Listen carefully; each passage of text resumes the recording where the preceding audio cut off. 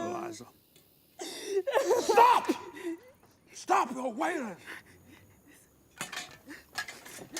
You let yourself be overcome by sorrow, you will drown in it. Have you stopped crying for your children?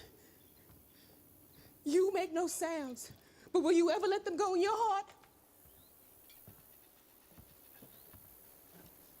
They are as my flesh. Then who is distressed?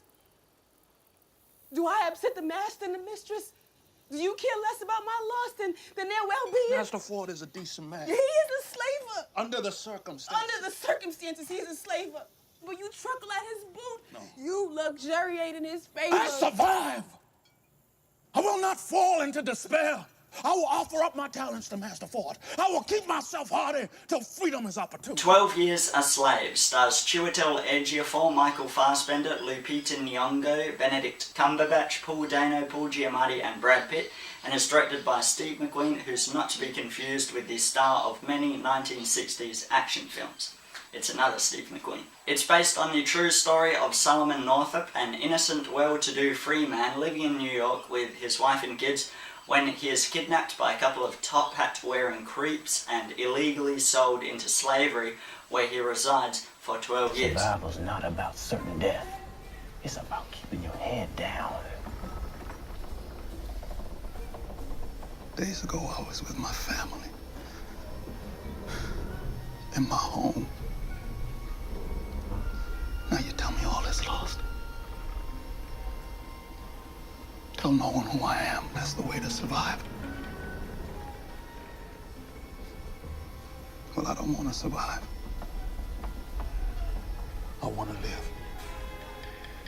We follow his journey and the exploitation that he's forced to endure at the hands of various slave owners, including Paul Dano, Paul Giamatti, and finally Edwin Epps, played by Fassbender, perhaps the most ruthless of the bunch. So I was super keen to check this out for a whole number of reasons, most notably the Oscar buzz and critical acclaim that it received, as well as the cast in general. Fassbender is incredible in just about anything and everything. You've also got Benedict Cumberbatch, Paul Dano, Paul Giamatti, and of course Brad Pitt, who makes a belated but very welcome appearance. After seeing the film Shame by Steve McQueen, an absolute masterpiece, also starring Fassbender, where he plays a rich but very broken New York sex addict, I had big hopes for this, and McQueen definitely feels like the star of the film with his use of really long shots that just kind of study characters' facial expressions, as well as lots of very richly coloured, first-class, naturistic cinematography, almost up there with Terrence Malick's Tree of Life.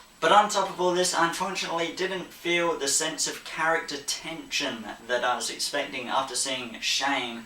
Scenes in Shame between Michael Fassbender and his sister, played by Carey Mulligan, just had an absolutely heartbreaking degree of tension. I don't know why, but I just didn't feel that as much in, not even between Edwin Epps and Solomon Northup. The most character tension I did feel was between Solomon Northup and Paul Dano's character. Paul Dano is great at playing these sort of smarmy little cowards. Another problem is that so many of the actors feel completely underused, and it's a long film and characters kind of come and go all throughout with very little or no development, which made Solomon Northup himself the only character I really cared about, with the addition of Lupita Nyong'o, who gave a heartbreaking performance. Steve McQueen really knows how to pull at those heartstrings, and not in a sappy, manipulative way, but in a gritty, realistic way. But overall, 12 Years a Slave is a great achievement and an important story with really great performances, especially Chiwetel Ejiofor, who is just incredible. But I just felt that the general lack of character tension and the underusage of all these great famous actors just bring it down a bit. Subscribe, like and comment, guys, and let me know what you thought of 12 Years a Slave in general. I thought it was a great film, but yeah, I don't know, just a little let down, not perfect. But yeah, that's it for me. I'll see you next time.